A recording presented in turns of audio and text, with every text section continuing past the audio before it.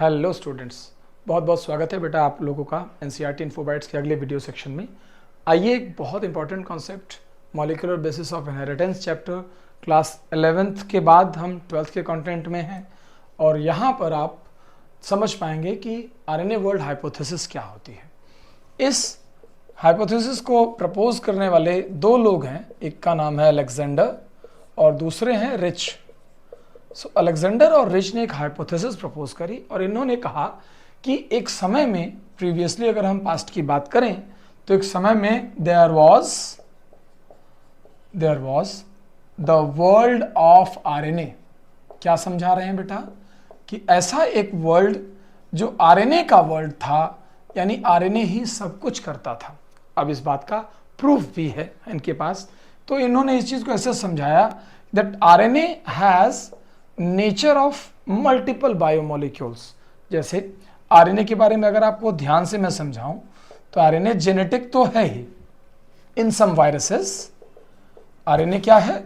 Genetic molecule है, यानी ये कोड करता है उसके लाइफ प्रोसेसेस के लिए।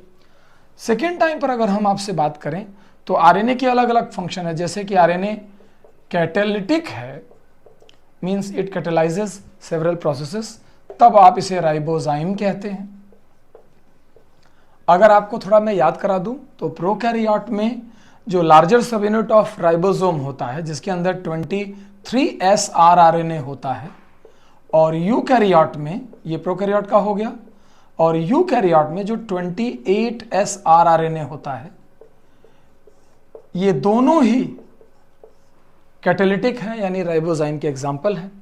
इसी तरीके से अगर हम आरएनए के अलग अलग फंक्शंस पर बात करें तो आरएनए मैसेंजर हो सकता है, जिसके थ्रू हमने एमआरएनए का नाम पढ़ा है। आरएनए जो है स्ट्रक्चरल हो सकता है, यानी किसी स्ट्रक्चर को बनाने वाला बेटा। यहाँ पर हम राइबोसोमल आरएनए की बात करते हैं, जिसने राइबोसोम नाम का स्ट्रक्चर बनाया हुआ है। अगर हम इसी तरीके से बात करें तो हमारे पास एडेप्टर आरएनए भी है, जिसे हम टीआरएनए कहते हैं, ट्रांसफर आरएनए। ये एडेप्टर का फंक्शन करता है। That adapter hypothesis was given by Francis Crick itself, और उन्होंने ये बताया कि आरएनए यानी टीआरएनए अलग अलग चीज़ों के साथ अडेप्ट करता है, यानी वो आरएनए को भी पकड़ता है, एमआरएनए को भी, वो अमीनो एसिड को भी ले आता है, वो राइबोसोम को भी पकड़ता है, और इस तरीके से वो एंजाइम को भी कैच करता है, और ये चलता रहता है।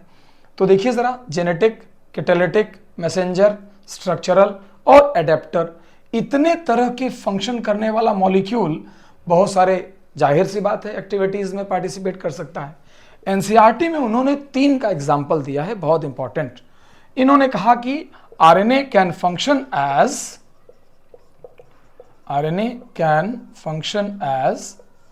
इन 3 रोल्स। पहला ट्रांसलेशन, फंक्शन एज, या मैं अगर इसको सही से वर्ड लिखूं तो functions in. Foremost is translation. Translation is synthesis of protein from RNA. तो उस दौरान जब आरएनए से प्रोटीन का फॉर्मेशन हो रहा होता है बेटा, तो इस दौरान जो एंजाइम हम देखते हैं, जिसका नाम है peptidyl transferase. Remember, this is the most abundant enzyme in the world, क्योंकि ये दुनिया के हर सेल में जरूर पाया जाएगा। तो पेप्टाइडिल ट्रांसफरेज एक राइबोजाइम है, ना कि कोई अमीनो एसिड से बना हुआ एंजाइम, यानी ये एक आरएनए ही है जो एंजाइम का काम करता है। इसके अलावा उन्होंने अलग अलग 2 प्रोसेस का नाम लिखा।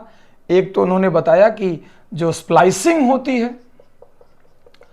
Remember students, what is splicing? Splicing is removal of intron specific reason.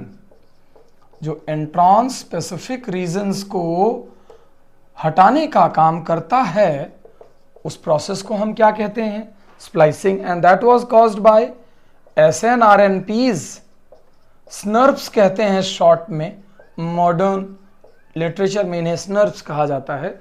These are special राइबोन्यूक्लियोप्रोटीन्स जो स्प्लाइसिंग का काम करती हैं, and other metabolic functions as well.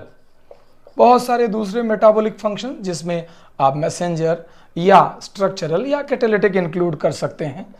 सो जब हम आरएनए के इन सभी फंक्शंस की बात करते हैं तो हम कहीं ना कहीं ये बात समझते हैं कि अलेक्जेंडर और रिच इस बात की तरफ इशारा कर रहे थे कि यहाँ आरएनए जेनेटिक मटेरियल की तरह भी है, वो अपने आप को कॉपी कर सकता है।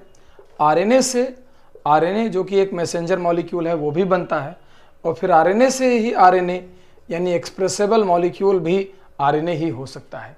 व्हाट आई मीन टू से इज कि सेंट्रल डोग्मा में जैसे डीएनए, आरएनए और प्रोटीन काम करते हैं, उन सभी जगहों पर आरएनए काम कर ही सकता है। इवोल्यूशन के प्रोसेस में धीरे धीरे आरएनए के दोनों रोल, उसका जो जेनेटिक रोल है that was taken over by DNA, और उसका जो कैटालिटिक रोल है that was taken over by protein itself. ठीक है बेटा, याद करिएगा इसको अच्छे से, इस कंटेंट को नोट करेंगे, आपके पास एक बहुत कॉम्पैक्ट नोट्स होगा। Take care.